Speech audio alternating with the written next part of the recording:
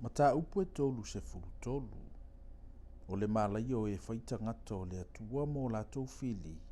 O le manuia o e usi tai i le atua. O i tā lofa i ante oe o le whaatafuna atu. Ai le whaatafuna ina oe. Wa e whaasawa. Ai latou te le whaasawa i ate oe. Atu ua e oe o na whaatafuna atu. O na whaatafuna ina le o oe. A umalo whaasawa, o na latou whaasawa le i ate oe. Yo vai, ia e alofa mai ate i mātou. O mātou whaatalitali atu i ate oe. Ia whai oe mo latou lima i tae o uma. O lo mātou whaola fo'i o na pō le puapuanga. O le leo le taalili na sosolai le nuu. O loutu lai na whaata ape ape ina ai o nuu ese. E whaaputu ina la autou vete, e peio na o ina mea e le se kasili. E peio na whetau wheturia i o se akerisi. E whapea foi o na whetau wheturia i ai o tangata. E sili i ova, a waolo a fio i e lunga. Wa whatu muina i a siona i le whaamasinonga ma le ami o tonu. O ia o le tu mawai o tausanga. O le tele o le whaolatanga, o le poto ma le malamalama, o le matau ia Yehova, o lana o loa lea. Whauta, e ala langa o lātou tangata totoa i fafo, e tangi lotu o le savali o le whaalelenga. Wa ngao ala tele, e le toi iaise malanga. Wana tuu maavaenga, wa ia inosia a ai, wa ia le manatu i tangata.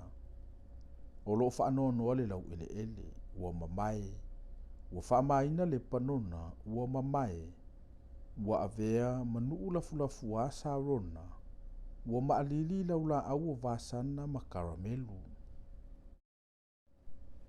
Ua feta lai mai Yehova. O te tula i atu nei lava, e vi ia nei lava au.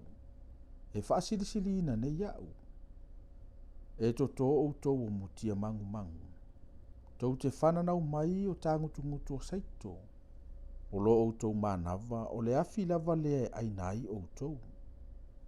E avea fo ile nu e peyo na mu o umu panisina. E peyo la au tui wa salaina.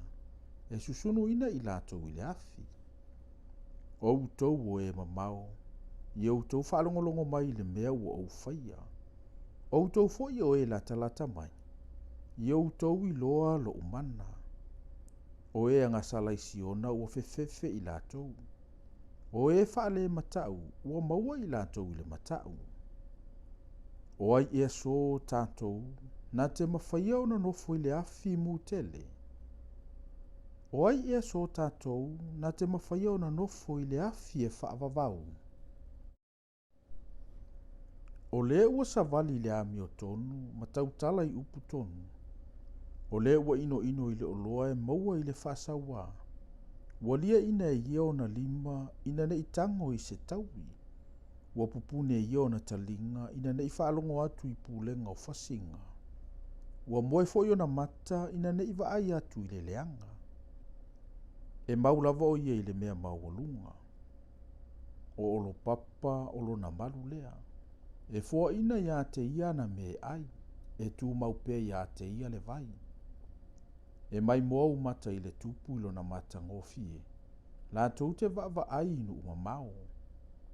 E mana tu natu loto i le mea sa mata wai. O i fea ea le tusi upu. O i fea ea le tali taulanga.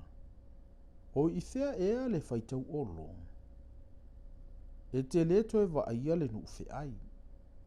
O le nuu upu whai ngata, e le mawhai o na langona, wa e se lātou ngangana, e le mawhai o na iloa. Wa ai atu ia isi ona le a ai o tātou whaapotopotonga.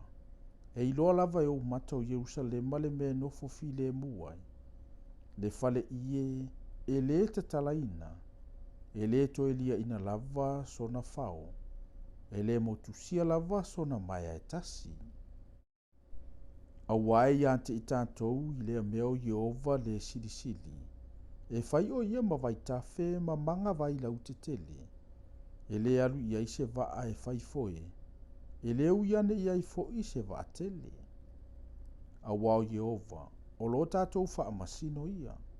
O Yehova, o lo tātou fai tū la fono.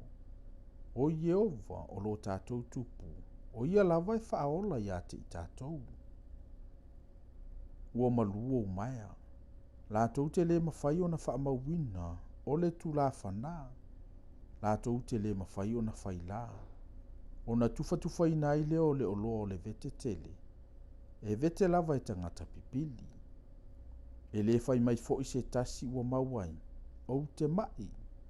E whaamangaloina nga sala ale nu e no foai.